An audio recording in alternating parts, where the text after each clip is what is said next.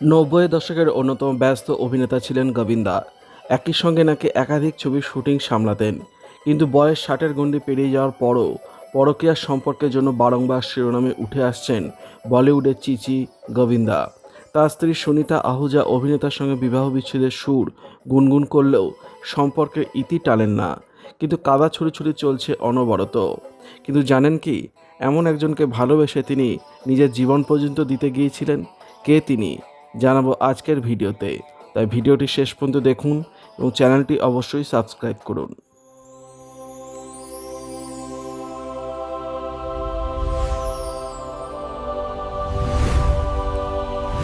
১৯৮৭ সালের মার্চ মাসে সুনিতাকে বিয়ে করেন গোবিন্দ। নায়কের দীর্ঘদিনের বান্ধবী ছিলেন তিনি। শোনা যায়, বলিপাড়ার সঙ্গে যুক্ত না থাকলেও গোবিন্দের কেরিয়ার গড়তে সাহায্য করেছিলেন সুনিতা। বলিপাড়ার অধিকাংশের দাবি, নায়িকার সঙ্গে অন্তরঙ্গ দৃশ্যে অভিনয়ের সময় আড়ষ্ট হয়ে পড়তেন গোবিন্দ। অভিনেতার এই আড়ষ্ট ভাব দেখে বকাবকিও করতেন পরিচালকেরা। পর্দার বাইরে কোনো রোম্যান্টিক সম্পর্কে জড়ালে যে গোবিন্দের আড়ষ্টতা কেটে যেতে পারে, সেই পরামর্শ অভিনেতাকে দিয়েছিলেন অনেকে। বান্ধবীর সঙ্গে সময় কাটালে নায়িকাদের সঙ্গেও সহজ হতে পারবেন ভেবে সুনিতার সঙ্গে মেলামেশা বাড়িয়ে দিয়েছিলেন গোবিন্দ। গোড়ার দিকে দুজনের মধ্যে নিছক বন্ধুত্বের সম্পর্ক ছিল। নায়কের বাড়িতে আসা যাওয়া লেগে থাকত সুনিতার। পুত্রের বান্ধবীকে দেখে পছন্দ হয়ে গিয়েছিল গোবিন্দের মায়ের। পুত্রবধূ হিসাবে সুনিতাকেই চান, তা গোবিন্দকে স্পষ্টভাবে জানিয়ে দিয়েছিলেন অভিনেতার মা। কিন্তু তাতে আপত্তি ছিল খোদ গোবিন্দের। বলিপাড়ার একাংশের দাবি, কেরিয়ারের জন্য বিয়েতে আপত্তি জানিয়েছিলেন তিনি। কিন্তু সুনিতাকে বিয়ে না করার কারণ ছিল সম্পূর্ণ ভিন্ন। বলিপাড়ার গুঞ্জন, একসঙ্গে হাতে গোনা কয়েকটি ছবিতে অভিনয় করলেও সহ অভিনেত্রী নীলম কোঠারিকে মন দিয়ে ফেলেছিলেন গোবিন্দ। বলি প্রযোজকের দফতরে নায়িকাকে প্রথম দেখেছিলেন তিনি। প্রথম দেখাতেই নীলমের প্রেমে পড়ে গিয়েছিলেন অভিনেতা। নীলমের সঙ্গে অভিনীত প্রতিটি ছবি বক্স অফিসে ভালো ব্যবসা করায় গোবিন্দের ধারণা হয়েছিল নীলমই তার কেরিয়ারের ক্ষেত্রে সৌভাগ্য বয়ে এনেছেন। প্রথম আলাপের পর গোবিন্দ নাকি নীলমের সঙ্গে কথা বলতেও ভয় পেতেন। ইংরেজি ভাষায় ভালো কথা বলতে পারতেন না গোবিন্দ। অন্যদিকে নীলম ছিলেন ধনী পরিবারের মেয়ে। মানসিকতা এবং সামাজিক অবস্থানের বহু পার্থক্য ছিল দুজনের মধ্যে। নীলমের থেকে দূরত্ব বজায় রেখে চলতে শুরু করলেও ধীরে ধীরে তাঁদের মাঝে বরফ গলতে থাকে। নীলমকে তার এতটাই পছন্দ ছিল যে সুনিতাকেও মাঝে মধ্যে বলতেন নীলমের মতো সাজগোজ করতে।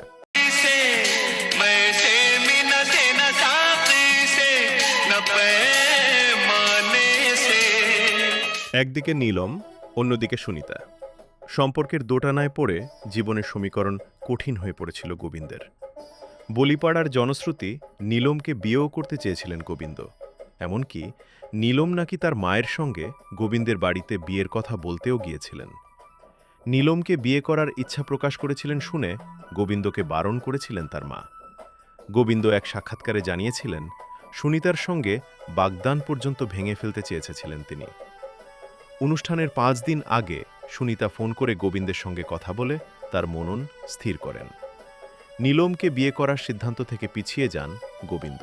সুনিতাকে বিয়ে করলেও সে কথা গোপন রেখেছিলেন গোবিন্দ। বলিপাড়ার একাংশের অনুমান, কেরিয়ারের জন্যই বিয়ের কথা লুকিয়েছিলেন তিনি। কিন্তু বলি জগতের অধিকাংশের দাবি, বিয়ের কথা নীলমকে জানাতে চাননি গোবিন্দ, তাই নিজেকে অবিবাহিত বলেই পরিচয় দিতেন অভিনেতা। বিয়ের পরেও নাকি নীলমের সঙ্গে সম্পর্ক বজায় রেখেছিলেন গোবিন্দ। তবে গোবিন্দ এবং সুনিতার বিয়ের ১ বছর পূর্ণ হওয়ার পর সে কথা জানতে পেরে গিয়েছিলেন নীলম। কানাঘুষো শোনা যায় যে বিয়ের কথা জানার পর নীলম নিজেই গোবিন্দের কাছ থেকে দূরে সরে যান। যদিও গোবিন্দের সঙ্গে সম্পর্কের কথা অস্বীকার করেন নীলম। এক পডকাস্টে তিনি বলেন, গোবিন্দ খুব ভালো মানুষ, কিন্তু ওর সঙ্গে আবার কোনো সম্পর্ক ছিল না। আসলে তখন যে কেউ এসব নিয়ে লিখে ফেলতেন, এগুলোর তো কোনো প্রমাণ নেই, তাই কিছু করাও যায় না। নীলমের পর এক বাঙালি নায়িকার সঙ্গে সম্পর্কে জড়িয়ে পড়েছিলেন গোবিন্দ। ২০০০ সালে মুক্তিপ্রাপ্ত হদ কর দি আপনে ছবিতে গোবিন্দের বিপরীতে অভিনয়ের প্রথম সুযোগ পান রানী মুখোপাধ্যায়। শুটিংয়ের জন্য বিদেশেও পাড়ি দিতে হয়েছিল তাঁদের। কানাঘুষো শোনা যায়, সেই সময় থেকেই নায়িকার সঙ্গে বন্ধুত্ব জমে উঠেছিল গোবিন্দের। শুটিংয়ের পরেও নাকি রানীর সঙ্গে একান্তে সময় কাটাতেন গোবিন্দ। মুম্বই ফিরে যাওয়ার পরেও তাঁদের বন্ধুত্ব আরও গাঢ় হতে শুরু করে। কানাঘুষো শোনা যেতে থাকে, মাঝে মধ্যেই নাকি রানীর সঙ্গে দেখা করতে যেতেন গোবিন্দ। নায়িকাকে দামি উপহারও দিতেন তিনি। সম্পর্কের গোপনীয়তা বেশি দিন রক্ষা করতে পারেননি গোবিন্দ এবং রানী। শোনা যায়, হোটেলের একটি ঘর থেকে গোবিন্দকে রাত পোশাক পরে বেরিয়ে যেতে দেখেছিলেন এক সাংবাদিক। সেই ঘরে নাকি রানী ছিলেন। এই কথা ছড়িয়ে পড়তে বেশি সময় লাগেনি। রানীর সঙ্গে গোবিন্দ বিবাহ বহির্ভূত সম্পর্কে রয়েছেন বলে নায়িকাকে তৃতীয় ব্যক্তির তকমাও দেওয়া হয়। গোবিন্দের সঙ্গে পরকীয়া প্রসঙ্গে রানী এক সাক্ষাৎকারে বলেছিলেন, অনেকেই অনুমান করে ফেলেন যে গোবিন্দের সঙ্গে কোনো নায়িকা ৩-৪টি ছবিতে অভিনয় করছেন মানেই নায়কের সঙ্গে পরকীয়ায় জড়িয়েছেন।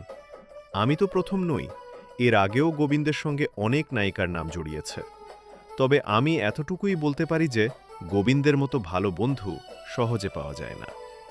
তারকা স্বামীর সঙ্গে রানীর বিবাহ বহির্ভূত সম্পর্কের কথা জানতে পেরে মন ভেঙে গিয়েছিল গোবিন্দের স্ত্রী সুনিতার। জনশ্রুতি, সব ছেড়ে তিনি বাপের বাড়ি যাওয়ার সিদ্ধান্ত নিয়ে ফেলেছিলেন। কিন্তু গোবিন্দ তার ভুল বুঝতে পেরে পরকীয়া সম্পর্ক থেকে বেরিয়ে আসেন। সময়ের সঙ্গে সঙ্গে সুনিতার সঙ্গেও গোবিন্দের সম্পর্ক ঠিক হয়ে যায়।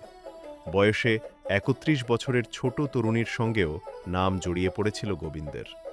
শোনা যেতে থাকে সেই তরুণী পেশায় মরাঠি অভিনেত্রী। তার কারণেই নাকি ৩৭ বছরের দাম্পত্যে পাকাপাকিভাবে ভাঙার সিদ্ধান্ত নিয়েছিলেন সুনিতা। গোবিন্দের এই আচরণ নিয়ে প্রকাশ্যে কটাক্ষ করার সুযোগ ছাড়তেন না তিনি। মহিলারা নিজেদের স্বার্থ চরিতার্থ করার জন্য যে গোবিন্দের সঙ্গে সম্পর্কে জড়িয়ে পড়েন, সে দাবিও করেছিলেন সুনিতা। বারবার গোবিন্দের পরকীয়া নিয়ে আলোচনা করছিলেন বলে সুনিতার প্রতি বিরক্ত হয়ে পড়েছিলেন অভিনেতা। সুনিতার প্রতি ক্ষোভ প্রকাশ করে গোবিন্দ এক সাক্ষাৎকারে বলেন, আমি তো একটাই বিয়ে করেছি, ২-৩টে বিয়ে তো করিনি। আসলে চলচ্চিত্র জগতে এসব নিয়ে কেউ খোলাখুলি আলোচনা করেন না। এই জগতে হাতে গোনা কয়েকজনকেই দেখেছি যাদের চরিত্রে দাগ নেই। সুনিতা এবং গোটা পরিবারের কাছে গোবিন্দ অনুরোধও করেন তারা যেন সংবাদ মাধ্যমের কাছে আর কোনো রকম বিতর্কিত বিবৃতি প্রকাশ না করেন। ২০১৯ সালে রঙিলা রাজা ছবির পর আর কোনো হিন্দি ছবিতে অভিনয় করতে দেখা যায়নি গোবিন্দকে। বারংবার বর্ণময় জীবন নিয়ে চর্চায় এসেছেন তিনি। গোবিন্দের ব্যক্তিগত জীবন প্রায়ই সংবাদের শিরোনামে থাকে। কখনো তিনি সেসব নিয়ে মুখ খোলেন, কখনো নীরব থাকেন। তবে সম্প্রতি নিজের জীবনে এক কঠিন অধ্যায়ের কথা জানালেন অভিনেতা। মায়ের মৃত্যুশোক সামলাতে না পেরে আত্মহননের পথে হাঁটতে চলেছিলেন তিনি। কি করেছিলেন অভিনেতা? সম্প্রতি অভিনেতা জানান, মায়ের মৃত্যুর ধাক্কা সামলাতে না পেরে একসময় নর্মদা নদীতে নেমে পড়েছিলেন গোবিন্দ। শোকে বিহ্বল অভিনেতা ভেবেছিলেন ওইভাবেই হয়তো মায়েরটের সঙ্গে ফের দেখা হবে তার। কিভাবে এক পুরোহিতের হস্তক্ষেপে নদী থেকে উঠে এসে সন্তানদের জন্য বাঁচার সিদ্ধান্ত নিয়েছিলেন তিনি, জানান সবটাই। মায়ের মৃত্যুর পরে এতটাই ভেঙে পড়েছিলেন যে একসময় তার মনে হয়েছিল নর্মদা নদীর আরও গভীরে চলে গেলে হয়তো প্রয়াত মায়ের সঙ্গে ফের দেখা হবে। সেই ভাবনা থেকেই নদীর জলে নেমে পড়েছিলেন অভিনেতা। জীবনের সেই কঠিন সময়ের কথা সম্প্রতি প্রকাশ্যে এনেছেন তিনি। গোবিন্দের মা নির্মলা দেবী ছিলেন খ্যাতনামী হিন্দুস্তানি শাস্ত্রীয় সঙ্গীতশিল্পী এবং অভিনেত্রী। ১৯৯৬ সালের ১৫ জুন ৬৯ বছর বয়সে তার মৃত্যু হয়। অভিনেতার কথায়, আমি প্রচণ্ড কষ্টের মধ্যে ছিলাম। মনে হয়েছিল সবকিছু শেষ হয়ে গিয়েছে, এটাই শেষ। তিনি আরও বলেন, আমি নর্মদা নদীর কাছে ছিলাম। মনে হয়েছিল আরও খানিকটা নদীর মধ্যে চলে গেলেই মায়ের সঙ্গে আবার দেখা হবে। তাই আমি নদীতে নেমে পড়েছিলাম। তাকে প্রশ্ন করা হয়, সে সময় তিনি কি আত্মহত্যার কথা ভাবছিলেন? উত্তরে গোবিন্দ বলেন, কিছুটা। আমি মায়ের সঙ্গে ভীষণভাবে জড়িত ছিলাম, অসম্ভব ভালোবাসতাম। তবে নিজের সেই মানসিক অবস্থাকে আত্মহত্যার চেষ্টা হিসাবে দেখতে চান না অভিনেতা। তার কথায়, বাইরের লোকজন এটাকেই হয়তো আত্মহত্যা বলে, কিন্তু আমি আসলে এমন কিছু মানি না। জীবন কখনো শেষ হয় না। জীবন নতুন মুখে, নতুন রূপে ফিরে আসে। ভিডিওটি আপনার কেমন লাগলো কমেন্টের মাধ্যমে লিখে জানাবেন। ভালো লাগলে শেয়ার করবেন আর অবশ্যই চ্যানেলটি সাবস্ক্রাইব করবেন। ধন্যবাদ।